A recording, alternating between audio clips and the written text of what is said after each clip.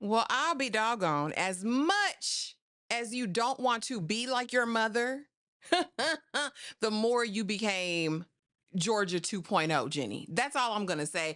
And the way y'all play on Georgia's top, I'll never get behind because while she is a maniac, while she is technically a serial unaliver, she stands on big business behind those that she loves. Only apply that. Get it, don't be timid when you ain't apply that. Love a bone, give along, need it. I don't want no trip, baby, spend like Here.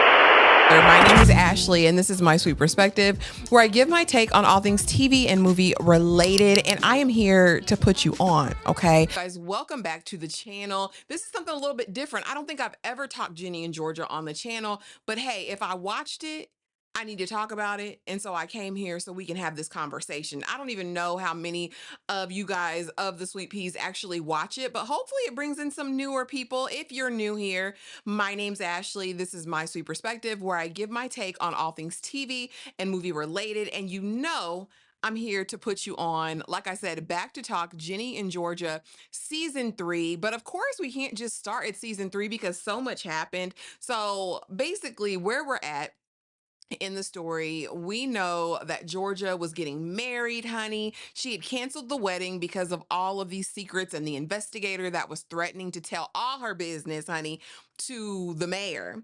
And she said, listen, I can't go through with this, canceled the wedding. She finally sits down with him. He plays Captain Save-A-Ho. She tells, all the business. The wedding's back on.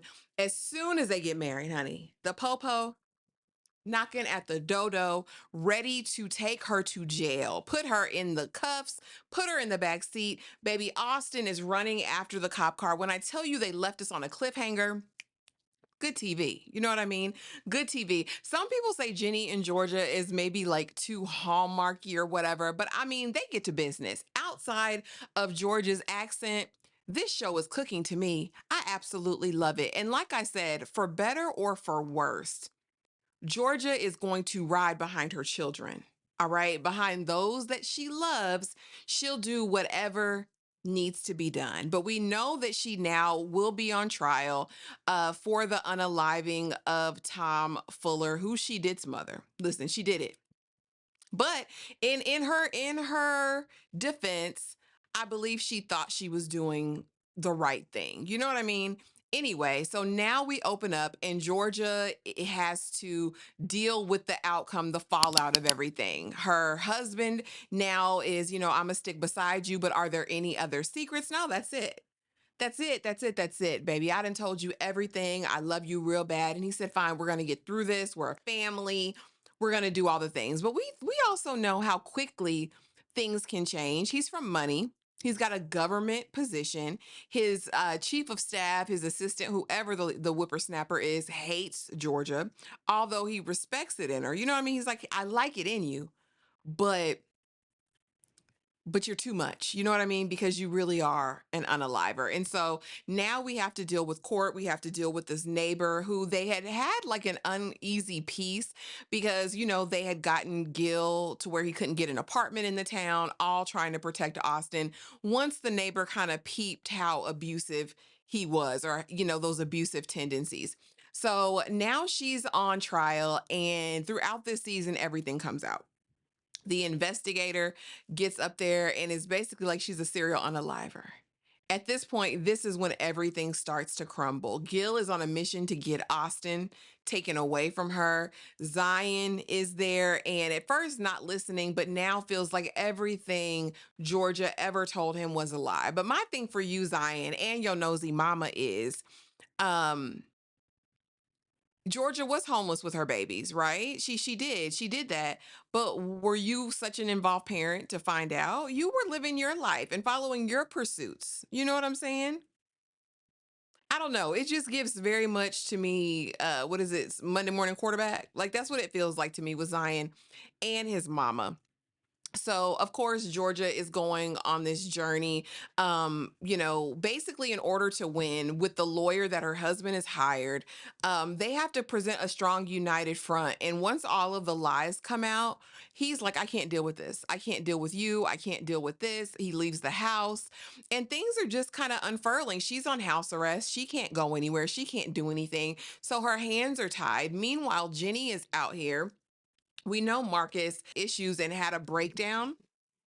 And so, Jenny's heart was breaking. She went back to like burning and doing all of those things. And she starts to pour herself into her poetry. She goes to this poetry class, whatever it is, and she meets this other little weird whippersnapper. Y'all, he is not it. And I know Marcus tells her, I don't love you anymore.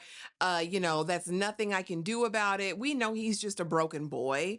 But this sends her reeling, right? Because now her mama's in the news, all this things that comes out, her open mic night that she did, talking about the monster who birthed her and all of the dramatics. And so now she's really got the weight on her shoulders because she feels as though I'm going to be the reason my mom goes to jail for murder. Like I did it. Like this was the nail in the coffin. And now with the husband leaving, Georgia doesn't have too many more options. So what does she do? She fakes the pregnancy, not knowing that during the same time, Jenny done got knocked up by the boy in the poetry class,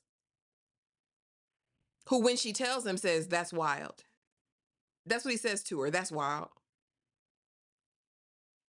So she goes to the chop shop and does all of that. Meanwhile, Marcus is still kind of back and forth. Like he actually shows up because Georgia reaches out because she can't go, because she ultimately finds out what's going on, and he goes there to support her. And again, even though they're not together, he is a good friend to her as much as he can be. But by the end of the season, even Marcus is reeling, as now he's addicted to alcohol. He's drinking it in water bottles every chance he gets.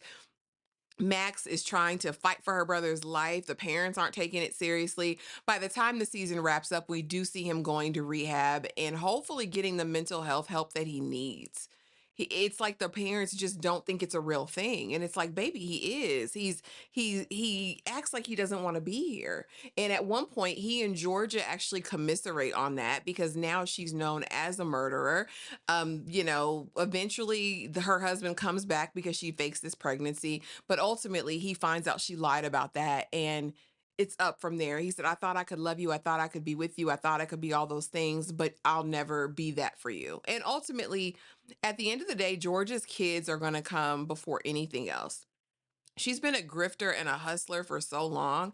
It seemed nice in theory. This whole arrangement was going to be beautiful, but so now she's still on trial fighting for her life. And Jenny now feels like it's incumbent upon her to save her mom, especially now that this open mic night tape has been released, right? And so she gets this wild idea that she's going to talk to the neighbor and say, is it possible Gil could have been there that night? Talks to Austin, you got to testify against your daddy. And that's what Austin does. And the real question is Austin going to be ruined forever behind this? That's what I want to know from y'all. Because although Gil was a demon and he did snatch Jenny up, he bruised her. Does he deserve to be wanted for unaliving somebody and potentially go to jail for the rest of his life, or even possibly get the penalty? That's the question. I mean, I ain't got nothing for him. Even though he is so fine over there on the rookie, I'm really mad that he's over here being a demon. That's what he is. He's being a demon. And so Jenny gets Austin to testify. They have to throw the case out. And once that you're found not guilty, she's pretty much cool. She's in the clear now. Are they going to come back and find something else out? I don't know. The block is hot. And we actually discover by the end that she's drinking milk. Drinking milk means that Georgia is preggers. In all this, they've taken the kids from her, all that. But now that that's over, we see reunification. Everybody's back, but everyone's different. No one's the same. Austin is hiding the jersey his dad gave him because he doesn't want anyone to see this. I know this is going to affect him deeply, and I'm just really, really curious about what season 4 is going to hold. As far as Zion could go straight to hell. Like, yeah, she lied, but you didn't have to take her kids away from her. Like you connected with Gil to take the kids away. I don't have it to do with Zion. His mama is just so overbearing to me. It's just very odd. What I was hoping this season we would see um Jenny like kind of get more acquainted with her identity and who she is and become more accepting of that.